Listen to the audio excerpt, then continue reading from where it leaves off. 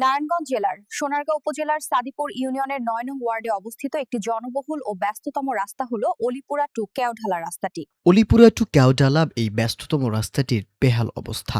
একটু বৃষ্টি হলেই যাতায়াতের জন্য অনুপযোগী হয়ে যায় রাস্তাটি।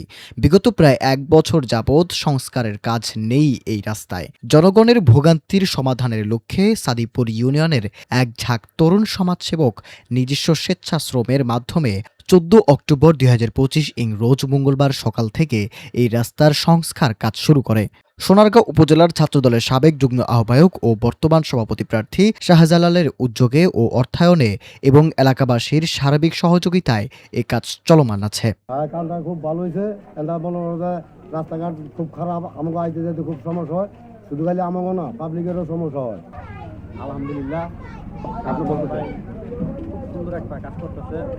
কাজীপাড়া থেকে আমরা অলিপুরা একটা এক বছর যাবৎ রাস্তাটা বেহাল দশা, খুবই পরিস্থিতি খারাপ। ছোটো ছোটো কমল বাচ্চারা স্কুলে যাওয়ার সময় অনেক অসুবিধা হয়, অ্যাক্সিডেন্ট হয়, খুবই খারাপ অবস্থা। শাহজালাল বাইরে অসংখ্য ধন্যবাদ জানাই। আমি নিজেও কিছু সহযোগিতা করেছি, ইনশাআল্লাহ সামনেটা করবো। শাহজালালকে অনেক ধন্যবাদ জানাই যে উদ্যোগটা নিয়েছে, অসংখ্য ধন্যবাদ জানাই।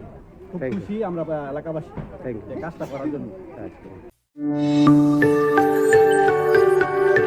২৬ টেলিভিশন, মাতৃভূমির বন্ধনে।